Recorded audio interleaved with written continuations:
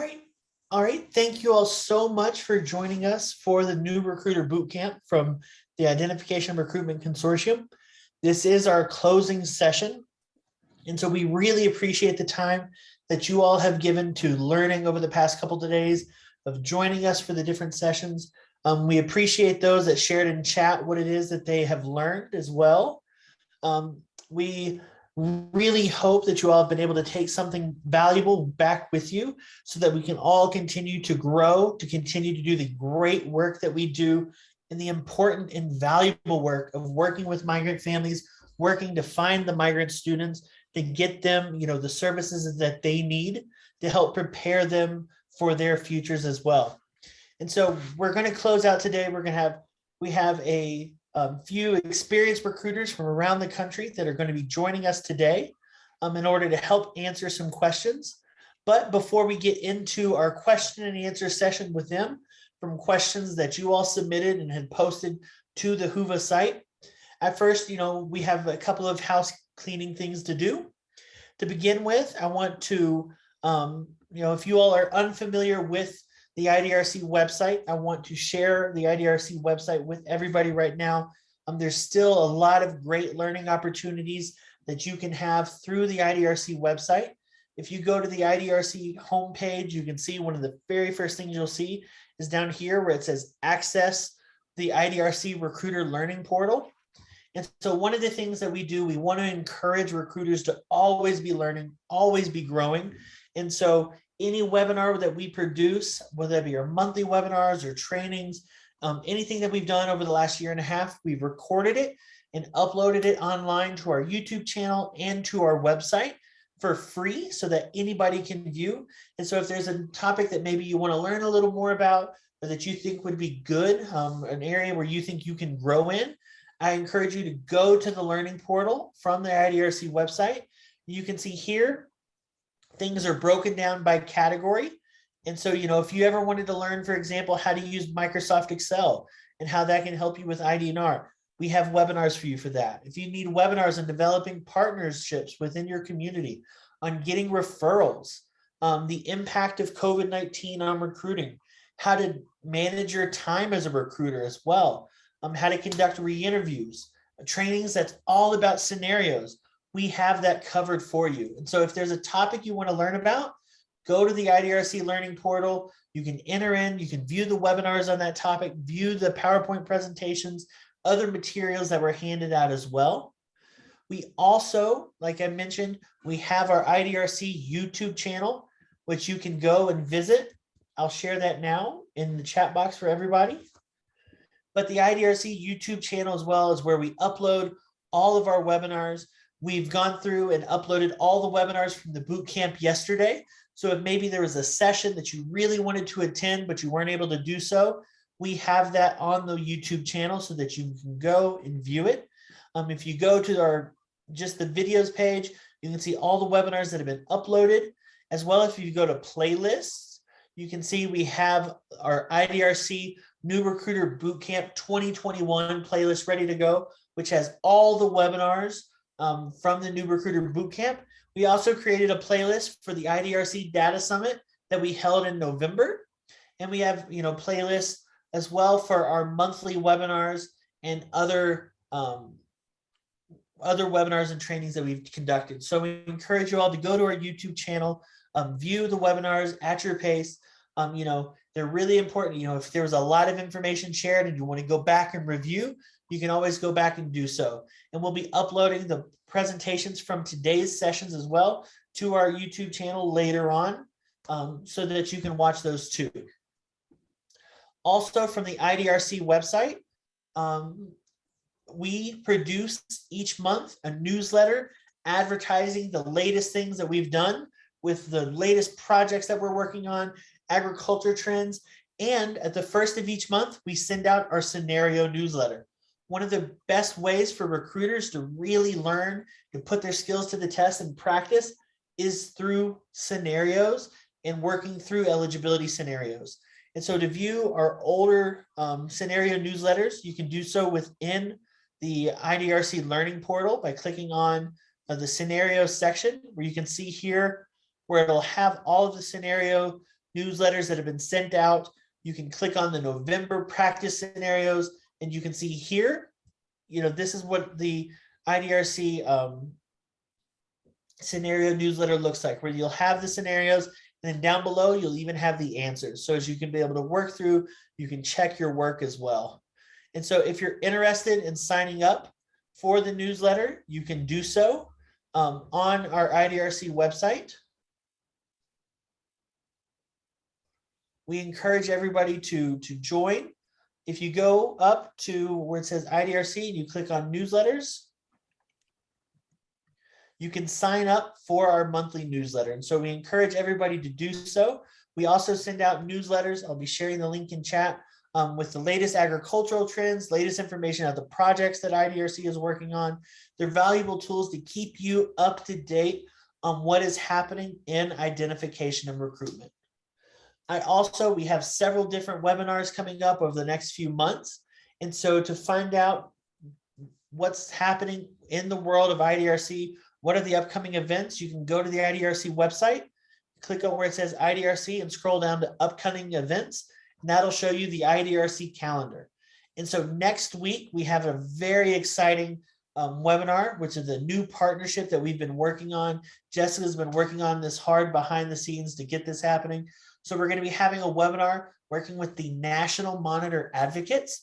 And so for those that are unfamiliar about what the National Monitor Advocates are, it is a program run through the Department of Labor, I believe, that oversees migrant and seasonal farm workers around the country to check to make sure that they are receiving equal access to career opportunities, equal access to resources that are available out there for them, as well as to make sure that migrant and seasonal farm workers are being treated correctly. And so it's a great program that's run to make sure that our families and students have resources available to them, that they're being treated correctly in their work. And so it's a great partnership that we're really looking forward to developing. And so the webinar next week is all going to be about how, the National Monitor Advocates and MEP can collaborate and work together to build a stronger relationship between the two programs, as we hope to see, this relationship grow. We ask that everybody register in advance for this webinar that's going to be held next week. It's going to be on the 14th. That's going to be at 2 o'clock Eastern time, 1 Central, 12 Mountain Time, or 11 Pacific. And so the link to register for that webinar is in the chat. You can click on that Zoom link to register, and then you'll get sent the email to your email, the Zoom link, so that you can open up. So we really encourage you all, check out our YouTube page to continue to see training videos. We'll continue to uploading training videos in the future. Check out the learning portal to continue to learn. We as recruiters should always be trying to be at the best of our games, and then sign up for that newsletter and register for the upcoming webinar. And so now my name is Justin Settles.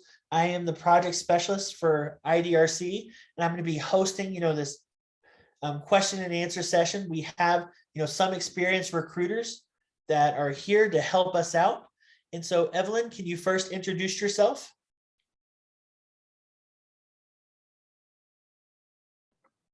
Yes, my name is Evelyn Arevalo, and I'm a state recruiter for the Migrant Education Program in the state of Georgia. I have been in the program for 17 years, and I cover, I'm a state recruiter, but I am assigned to like 35 school districts. Awesome. Christina, can you introduce yourself?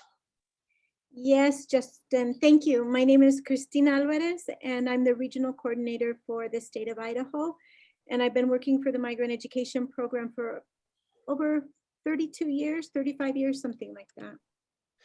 Right. And Lilia Coronado, can you introduce yourself? Lilia might be having some issues getting on. All right. Okay, I got it. Yeah. Hi, how are you? How is there you everybody go. doing? Hey, thank you so much for joining. Let me see if I can start my video here. Yes, I did. Hi, guys. Hello. Hi, I'm Lilia Coronado, and I have been recruiting for the state of Nebraska for the last 10 years. And it has been an awesome experience. So I hope that I can share some of my strategies with you guys today. So we are really, really excited to have, these three recruiters from all across the country here today to share their knowledge and their stories with everybody. And so let's just go ahead and get started. And so, like I said, we're going to be, to close out our new recruiter bootcamp, we're going to be having, these experienced recruiters answer some of your questions. All of these questions were taken directly from the Whova platform that had been asked by participants in the new recruiter bootcamp. So they're questions coming directly from you all. And so to begin with, Lily, if you wouldn't mind starting, I want to ask, what makes a good recruiter? Well, I think that first of all, you have to have the vocation of helping people. I think that this is not a job for everybody. I mean, if you're doing it for the payment, you're in the wrong job. I think that this is for somebody that really wants to make changes in other people's life. I think a good recruiter will be somebody that is available, and take the step a little further and be available after hours, because sometimes, some people only can work from 8 to 4, and sometimes that's difficult when you're recruiting, because some people works until late hours and you have to get that COE somehow. So I think that to make a good recruiter, it will be flexibility. That's one of the important things to be a recruiter, I think. Christina, what do you think makes a good recruiter?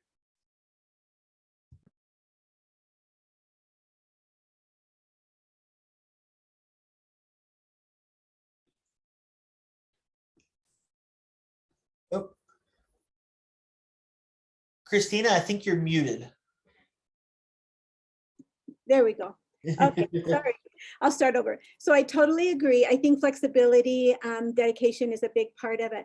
But I have asked that question to my recruiters, and it's been interesting to me. One of the common denominators that they all tell me that brought them to this position was because they were new to an area or maybe to the country at one point. So they knew what it felt like to feel like you don't belong, or you don't know where to start. You don't know how to get your kids into school. So one of the things they've told me is that has helped them relate to the families, but it's also made the families their family. So a lot of them have come in and they don't have family here. So, being a good recruiter is going to be, is going to entail the flexibility piece. Organization is a big part of it. You got to be able to organize your day, because you have a lot of things that you need to get done in a day, and the recruiting is a very important part of it. So making sure, as you've talked about in your sessions, making sure you have an action plan and identify those key areas or points that you want to cover first. I also think empathy, being a good listener, being consistent, following through with your words. I think those are some of the important parts that I've thought about. And Evelyn, what do you think makes a good recruiter? Well, I think that I really do think that you do have to have the heart, and for the position that you have as a recruiter, but you also have to be very persistent. You have to have a lot of positive attitude. I know that a lot of people are not going to agree with me, but you really do have to have thick skin, because you're going to have a lot of no's, and you cannot get discouraged because you get a no. You also have to be patient. Flexibility is always a good key. Obviously, organize yourself. You have to be very organized and be multitask, because in a lot of the times you're going to be not just recruiting, but doing other things at the same time, like referring families, answering phone calls. Another one is be adaptable. One of the good examples was during the pandemic. We had to adapt to a new way of recruiting. The social distance, over the phone, earning trust over the phone. So those are very good keys to make a good recruiter. And Evelyn, what do you think? What is something that all new recruiters should know? I think that all new recruiters should always know the state and local policies. Yes, because the state might have some policies and a district have another ones. A good example is a district sometimes, like I am in the state of Georgia. So we are allowed to go and recruit. We travel and recruit and visit families. Still using the social distance. We can still recruit over the phone, but then some districts are still not allowing the recruiters or the student service providers to go and visit families. So you always have to, you should know the state and local policies. Another one is the regulatory guidance, the FERPA, the M6, and also always know the COE instructions. And the one that I think is the most important is always know the person that you can call just in case you find those cases that you're not familiar with, and the person can help you, decide whether the family qualifies or not. Great. Lilia, what do you think is something that all new recruiters should know? Yes, I agree with Evelyn. We have to know our COE. When you write a COE, you're telling a story. So you have to write down your story. First of all, you have to know when a family is eligible and when a family is not. So I always tell the new people, the new recruiters, call me, because I have been part of the,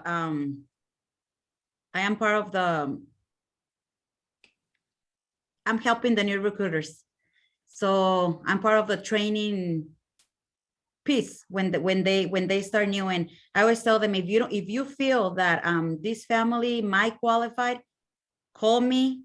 I mean, there's always going to be someone that can answer your phone call and help you write a COE or just answering some doubts, because sometimes the COEs get confusing. Some scenarios are really, really tricky. So I think that having a good support system between your teams, that's a really important piece when you're starting as new recruiter. Thank you. And Christina, what do you think is something that all new recruiters should know? Well, I think they should know safety comes first as well, and to feel like if they, can you hear me?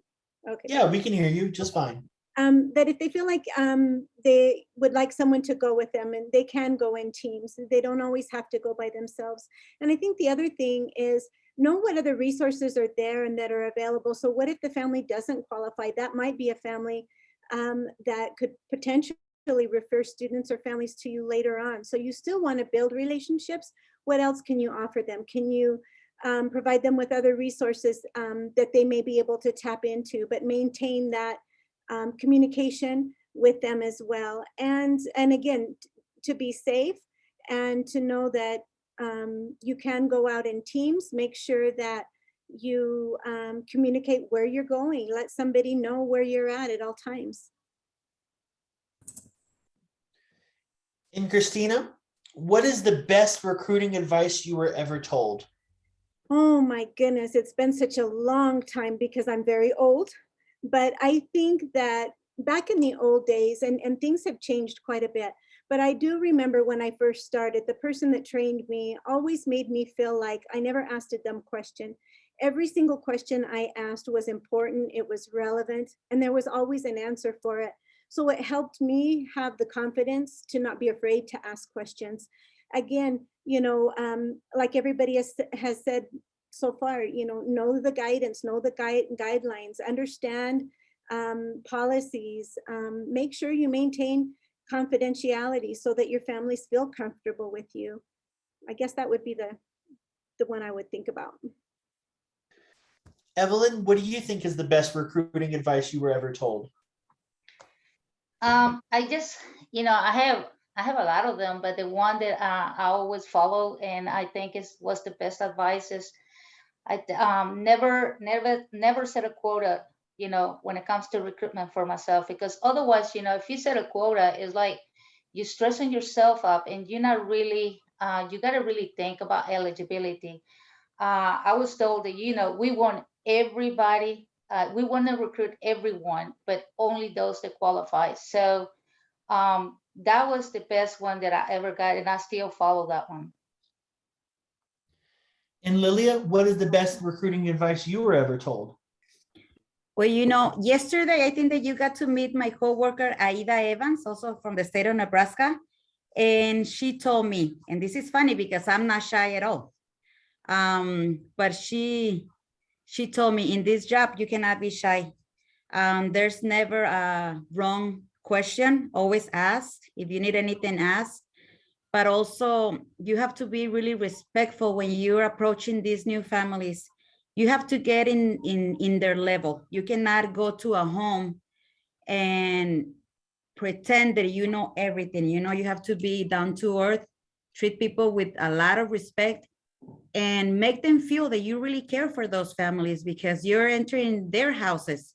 So, and I until this day, I practice, you know, respect with families and try to answer the questions that they have right away at the moment. And if I don't know, it's always good to say, you don't know, you know, I don't have the answer for that question specific, but let me get back to you. But always please try to call those families back. If they ask you something and you didn't have the answer, please call them back because that will open your doors. If you serve a family, fine. If they like you when you go to their houses, it's very possible that they're going to give you new referrals. So always keep good relationship with your families. I will give that advice. Christina, what are some resources all recruiters should know about? Well, first of all, IDRC is a great resource. Get to know the resources in your own community. What does your community have to offer? Look at what services typically that your families might need. Where can you tap into those resources, whether it be a food bank or the libraries or community councils or what were some of the others I thought of? Mental health. Mental health is a big one. A lot of our families need referrals for mental health, and how can we help them with that? So I guess identifying those resources and making sure that your families can access those, whether it be for employment, your farmers, your Department of Labor's, build those relationships, attend their meetings. Sometimes it is time out of your day and it can be time consuming, but those relationships are really important to build. Lilia, what are some resources all recruiters should know about? I think that you have to know your schools. For me, it has been working in the last 10 years. Most of my referrals come direct from the schools and also from agribusinesses. So again, you have to make those relationships with the schools. Let them know what the program is about. Be always prepared. If you have any flyers that you can leave with them. Also for the businesses. And also the families, like those are my three main resources that I used to recruit, schools, families, and agribusiness. Also, like Christina said, know your community. When families move, you know that they don't know their community. They don't know where to find a low-income clinic for the children, vaccines or physicals, things that we know that the school is going to be required. So be always prepared with those resources, give those referrals away. At the moment, that's what I think in my head, but be always prepared with the resources in the community. So you can make that referral for food pantries, for you name it. Every family has different needs, but always know your community and your schools. And Evelyn, what about you? What do you think are some resources all recruiters should know about? I agree with Christina. The IDRC has a lot of good resources. But you know, I'm a state recruiter, so I think every recruiter should know not just the local, but a statewide resources that you can refer families. You know, like and I agree also with Lilia, Lilia, yeah. Because I know that every family has different needs. So some of the resources I think they're good is like the food banks, head starts, camp, HEP, IDRC. You know, is also the other agency, any agency that can help you as an extra pair of eyes to identify those families. You know, one I remember a long time ago, I was told that bus drivers are good resources, and gosh, they are, because as soon as there's a new student, I mean, they're the ones that say, hey, you know, I have a new little ones in my bus, So because sometimes the school might take a little while before they send you a survey or send you the lead. But if you have that relationship with the bus drivers, they will let you know the minute they have new students. So anybody is really a good resource as long as they serve as, like if they serve as a extra pair of eyes. Managers on apartment complexes, mobile home park managers as well, and just the community itself. All right, and Evelyn, what advice would you give to a recruiter for speaking to farmers or agribusiness owners?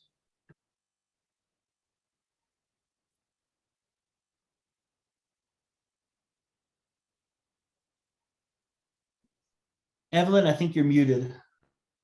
Oh, I apologize for that. Well, I think when it comes to the farmers, I think the first thing you got to do is be honest, explain the program and explain to them how they can benefit if the workers qualify for the MEP, and letting, letting you talk to them. Just because, if they explain to them how this can help them as a business or as a farmer, because a lot of the workers might have a need that the farmer cannot meet. But if we meet those needs, that will take that away from the farmer. And I always say that a happy worker is a good worker. So like if the worker has a need of a health clinic, we can refer them. If they need somebody to advocate for their child, we can do that. It's not just, and even if they don't qualify, because we refer families whether they qualify or not to the resources that we have in the community. So I think the best way to talk to a farmer or a business is explain the program, explain how these can benefit them as a business and a farmer. That's how I would put it. Yes. Lilia, what advice would you give to a recruiter for speaking to farmers or agribusiness owners? Well, what I have been working for me is present myself to the farmer and agribusiness, have information about the program, make it sound easy, and don't get into much detail, something that they can really relate to. I have been experiencing that farmers, it's better for them to hire families because they last more. So that's something that we can use in our dance, because sometimes they will give you, they will say, I have good relationships with some of my farmers, and they will call me and say, Lilia, I'm needing 2 families. And then I will start making phone calls to people that I know that they need jobs. So that's another way to get, another way to recruit. Another thing is that get a phone number. Like if you make up that relationship, you can text them and say, hey, I'm going to be texting you once a month. Is that okay with you? And you can text the farmer or the employee and say, have you hired in the last month? Do you have any youth, or do you have any new families? Visit those agribusiness at least quarterly. I don't know, each state might have different requirements, but that's what I try to do, because sometimes if they don't see you, everybody's so busy with their own life that if they don't see you, they're not going to give you that referral. But if you show up at least every other month, they will say, oh yeah, Lily, I hired this new family, come and visit. Because in the schools, I usually get referrals, but they start from 3 to 19 years old. But what about those babies, So you have to go personally to those agribusiness and find those 0 to 3 kids that also can qualify for the program. Those are my thoughts for now. And Christina, what advice would you give a recruiter for speaking to farmers, agribusiness owners? One of the things that's worked for us in Idaho is at the state level, our director created a letter and she signed that letter, and it has her contact information, and it does explain what the migrant education program is and the purpose of our visit. So we typically send that letter out before we visit. We follow up with emails and phone calls. One of the things that we do as well, and I do quite often, is when I'm in the facility, I ask for a tour. I ask for them to provide tours, and I bring in recruiters. We do it at a time that they're not so busy so that they're not overwhelmed, but that provides us an opportunity to see what it is that they do so that we can identify those qualifying activities. We talk about temporary work, what does it mean, and how can they help us with that, in identifying that. One of the other things that I do personally is I provide resources to the employees. I talk about ITIN numbers, I talk about filing taxes, I talk about, what is the other, I think it's, insurance. You know, the opportunity for them to get insurance. There's things that they can do to maximize their income. If they're OSY, they're here to work only. And it's important for them to understand what they have access to. Also, I use the Consulado Mexicano as well, and use the resources that they have as well, and share with them while they're here working, what do they have access to in Mexico? What can they provide for their families other than just the money that they're sending back? So I do those types of things with the employers. They let me come into the facility and present to their workers, and it helps. Thank you. Evelyn, how do you get to know your recruiting area better? Did you say Lilia? Lilia, you can go ahead. Yeah. How do you get to know your recruiting area better? Well, visiting my areas, of course, be consistent. And like I said before, I try to visit every single school and talk to the principal about the program. Believe it or not, I don't know in other states, but here some of the administrators in the schools, they don't know about the program. So I go and I explain the program. I go and visit the business, and I also try and do short home visits with the families that are already in the program, because there's where I get most of my referrals. So I think that you have to be visiting and be constantly calling, making phone calls, and visiting all the local business also in your area, so you know what services you can get for those families. Just be consistent and touch base in person with those business and schools. Evelyn, how do you get to know your area better? Well, I agree. You have to get in the community. Without you getting in the community, there's no way you're going to know your area. I remember when I started working for the migrant program, I used to use Google a lot to find mobile home parks to go and recruit. So this is no different than like me moving to another house. How would I know where to go unless I get in the community? I know there's different types of recruitment, right? So there is a in-school recruitment, but those recruitment is really limits you only to the in-school students. So by going out in the community, you're not just recruiting families that are from students that are in school, but also dropouts, always wise, preschoolers. So I guess the only way to get to know your area is to get out there, get in the community, ask questions, go to mobile home parks, ask if there's another mobile home park that you can visit. Agencies will definitely let you know, like, oh, have you visited this place? It's just get out there. And Christina, how do you get to know your area better? Well, I use all those tools as well, identifying the employers. A lot of times in Idaho in the summertime, we'll go out and do sweeps.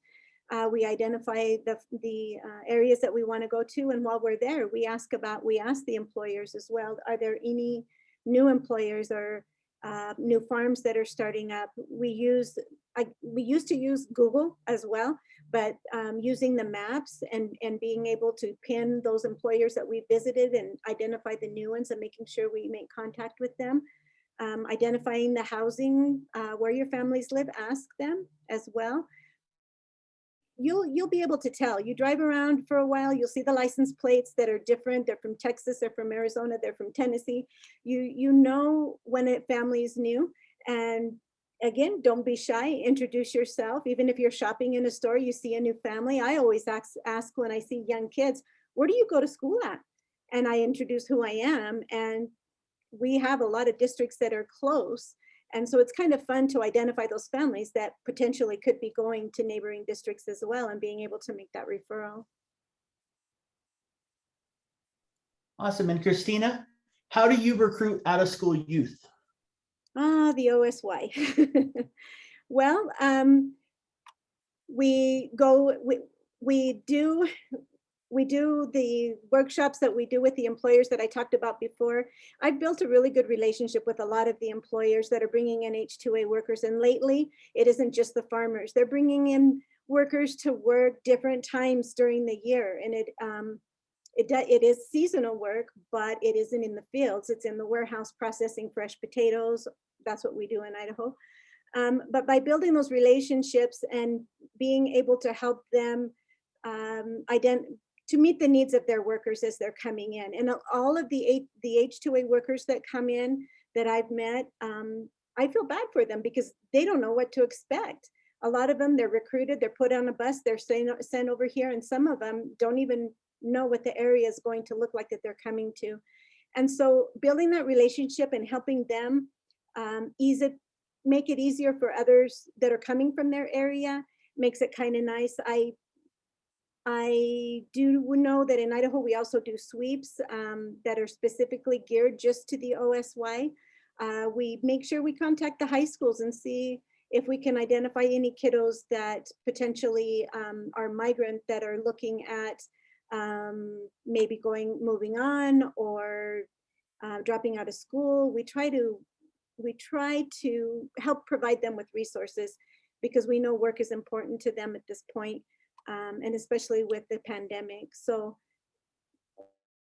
a lot of times when we do our sweeps as well, going out in groups is always nice because you can make it fun as well. We go to church activities, community activities throughout the year, whatever's out there.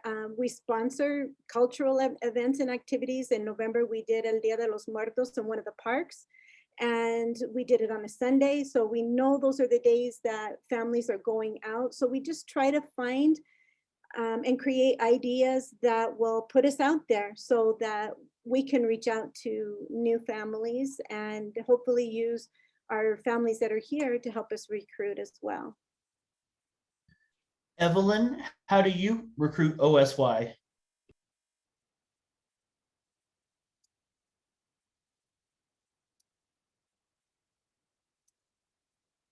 Evelyn, you're muted.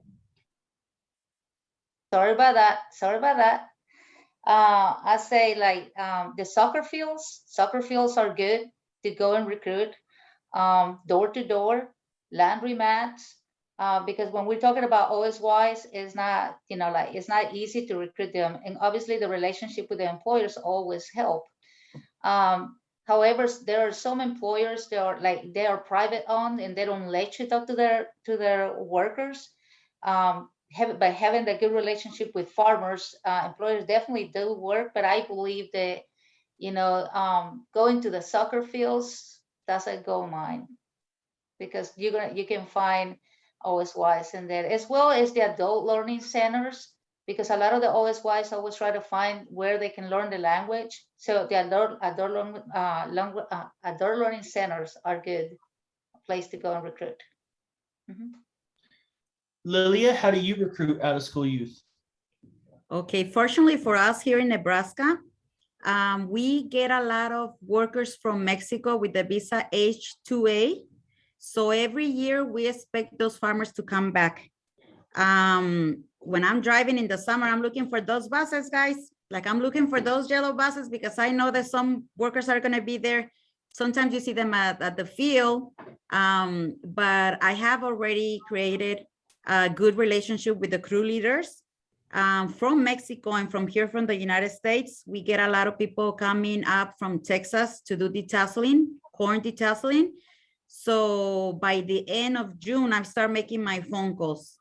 Hey, Jose, are you coming? How many people do you have this time in your crew? And I start getting prepared because here in Nebraska, we always wait for them with a welcoming back, which is we gave them resources from the community, where to go, like Goodwill, and some of them qualify for food stamps. Also, we gave them kits with hygiene items because in the hotel, they only get those little samples, I also have a good relationship with the hotels that they have established working with them every year. So I make those phone calls, and I also, like Evelyn said, I try to also go to the agribusiness and ask for those young people that they have hired recently. I mean, I think that it's all about making relationships. And there's also a form that we get, and it's for the Department of Labor. It gives you, here in the state of Nebraska, you can check the H-2A houses that are available. So you can always drive by and see if they have new people coming to work in those specific areas. But just making, I think that in every single recruitment, you have to have those good relationships with the people. Creating those good relationships, they're gonna give you those referrals that you expecting to get, you know. But yeah. For sure. Great. Christina, what organizations or businesses do you partner with in your area? Well, I partner with the Migrant Head Starts, the community councils, the Department of Labor, the food banks. I partner with businesses and agencies that serve the same families that I do. And the reason that I do that, I'll even put myself on their committees, because if they know who I am, our families come and go, and they may miss out on resources because they came in late. And I do have those organizations that will call me and say, hey, do you have any families? We set aside this much money, or we set aside this resource. Do you have any families that would benefit? And I am so grateful for that, because it is so unfair, I think, when our families come in late and they're not eligible for a resource or a service because it's already been used up. And so I'm very grateful for them. So I am very happy to help them on their committees, because I know that they will help me when I need some help as well. Lilia, what organizations or businesses do you partner with in your area? Well, here in Nebraska, guys, there is a fact. There is 3 cattle for each person living in Nebraska. So here in Nebraska, we are all about cattle and corn. So visiting those big meat plants and making those relationships, we fortunately have some meat packing plants that allow us to go once a week when they are hiring new people. So we can talk about the program, and you can get referrals right away. Other organizations, well, are the small businesses like feedlots, hog farms, creating those relationships with them. We will also get referrals from there. Like Christina said, partners in the community. We partner with some churches. We partner with, we have here Crossroads, that is a shelter that they will give us referrals when new people come and live in their place. Food pantries, you name it, clinics, Head Start, early Head Start. I mean, there's a lot of partners that we work with, the schools, the YMCA, local stores like Mexican stores, you know, in the communities, you name it. Like I said, again, I'm gonna sound myself that I repeat and repeat and repeat, but I think that a good recruiter has to have good relationship with different organizations. And don't be shy. Don't be shy, because if you're shy, then you're not gonna get referrals. Try to be open, have open conversations with people. And even when it's funny, because when I'm with new recruiters, sometimes we're at lunchtime and we are sitting in a restaurant, and I will be like talking to people, and they will be like, but we're in lunchtime. Well, I always have like my recruiter, I don't know, like I'm always in the recruiter mode, you know. I see a new family and I'm always like, I haven't seen you here. Like, do you just move? Like, you know, so I don't know. Just be open to talk to anyone. And I think that you will be successful being a recruiter. Ask questions. Evelyn, what organizations or businesses do you partner with in your area? Well, the first one, it has to be the school, the Title I context, because I like to know all the federal programs that are available within the school district. The reason for that is because, you know, there's I'll give you a good example. The one that I use the most is the McKinney Vinto, just because the McKinney Vinto can put the kids right away in school. And most of our families that are migrant do qualify for the McKinney Vinto. So I keep that relationship with all of the Title I context and the McKinney Vinto as well, liaisons in the school districts. Another one, it will be the extension offices. I like the extension offices because they know where the farms are. And not just that, but they also offer like summer programs, other things that, you know, the families could benefit from. The housing authority for all those families, they are looking, you know, like they have children and they are trying to find a house where to live. The housing authority is a very good one, obviously. Another one, it will be well, in here where I live, we have the Hispanic Alliance. Okay, the Hispanic Alliance have been serving a lot of our community and just in like 13 different districts, and they offer food, clothes, different things for families. Also the Latin Association as well, because in there they have the Guatemala consulate, the Mexican consulate, and you know, because like Christina has said, you know, we need to refer families depending on their needs. So you need to be available to know where all those resources are available. So I use them a lot. Food banks, the Gateway, the Goodwill, all of those agencies I do partner with. Awesome. And Evelyn, keep up. What should all recruiters bring with them to the field? The first one is knowledge about the area. You know, you have to have that, right? Because when you go, if you're going to go and recruit door to door, that's just an example. And because you know, at the migrant education program, we refer families, not just families that qualify for the program, but we're going to refer families that don't qualify for the program. And the reason for that is because, you know, we want that family to know the program, and that family might know someone that might qualify for the program. It's all about word to word, you know, that relationship. And so you have to be knowledgeable about your area or the area that you are in. And if you stay recruiter, you have to be knowledgeable on all of the area, all of the state. Another thing, you have to make sure that you bring enough materials, whether it's English learning, you know, material or any other material that will help you give or live with the family. Brochures, that's a good one because it explains the program. Business card that you can leave with the family. The door hangers, you know, in case if the family is not there, you know, and this isn't the case that you are recruiting with service, that you go and look for a specific family, you can leave them a door hanger, leave your phone number.